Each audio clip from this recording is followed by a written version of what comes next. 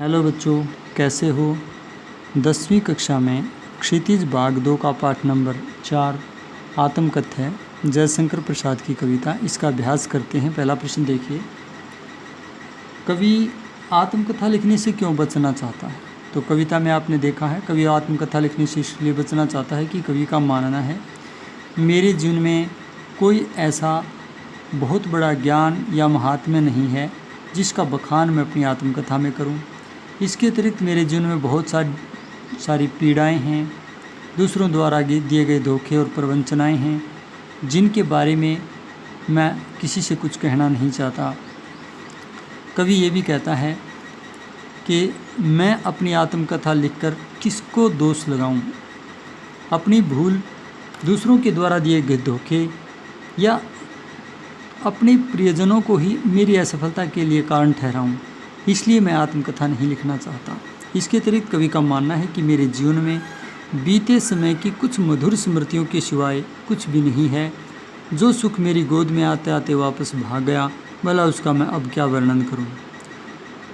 कवि को इस बात की भी चिंता है कि कहीं मैं अपने दुखों का वर्णन करूं और मेरे प्रियजन, मेरे चहेते लोग ये न समझें, आत्मग्लानि महसूस न करें कि मेरे दुखों का कारण वही हैं या मेरे जीवन के रस को लेकर उन्होंने अपनी गागर को भर लिया है और मेरे जीवन को नीरस बना दिया है। इन सब कारणों को देखते हुए कवि जो है अपनी आत्मकथा लिखने से बचना चाहता है।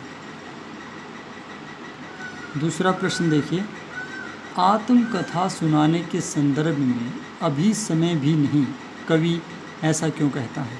अभी समय भी नहीं ऐसा क्यों कहता है, तो इसका उत्तर होगा, आत्मकथा सुनाने के विषय में कवि ऐसा इसलिए कहता है, अभी समय भी नहीं ऐसा इसलिए कहता है क्योंकि कवि एक लंबे दुख को सहने के बाद मुश्किल से अपने कष्टों को भुला पाया है।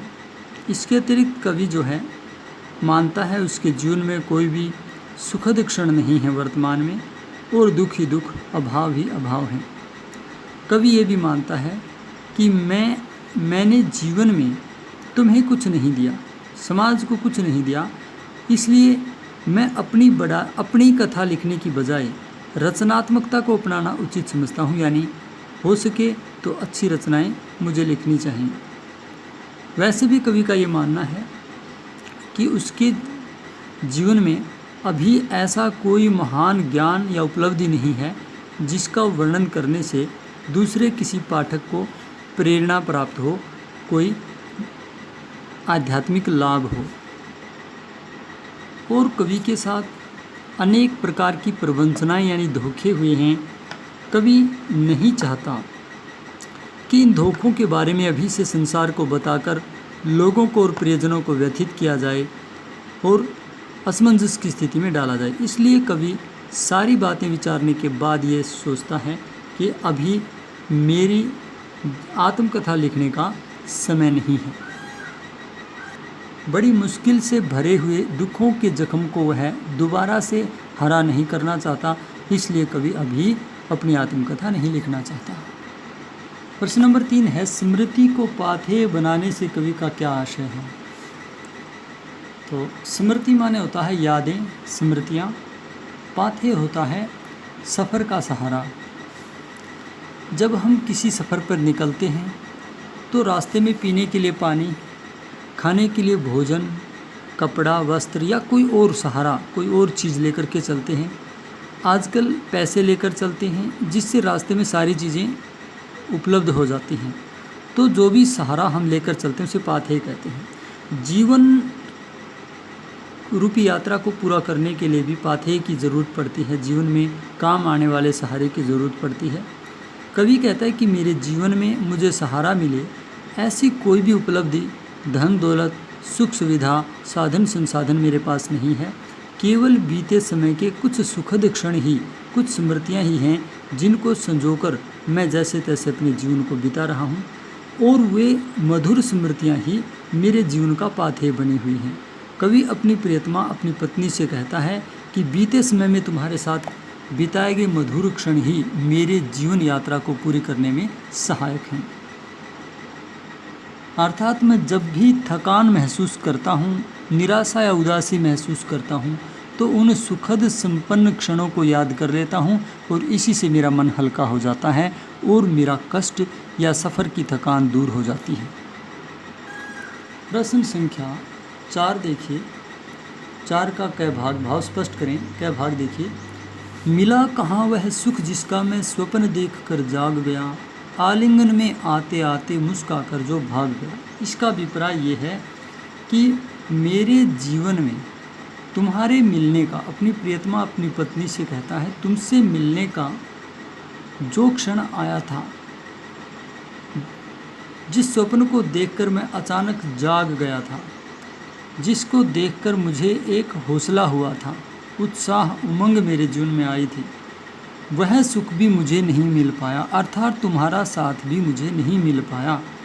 और यह सुख भी जैसे मेरी गोद में आते आते, मेरे आलिंगन में आते आते मजाक उड़ाकर भाग गया हो, यानी तुम्हारे मिलन का सुख भी केवल कल्पना बनकर ही रह गया, एहसास बनकर ही रह गया और वह भी मुझे नहीं मिल पाया। कवि कहना ये चाहता है कि मेरे जीवन में और किसी प्रकार की उपलब्धि और संपन्नता तो है ही नहीं, एकमात्र तुम्हारे मिलन की जो संभावना बनी थी वो भी केवल मेरा उपहास उड़ाकर वो संभावना भी गोद में आते आते, हाथों में आते आते भाग गई, अर्थात मेरा जीवन जस का तस वीरान रह गया है। ख भाग देखिए, जिसके अरुण कपोलों की मतवाली सुंदर छाया में अनुरागिनी उषा लेती थी निज सुहाग मधु माया में।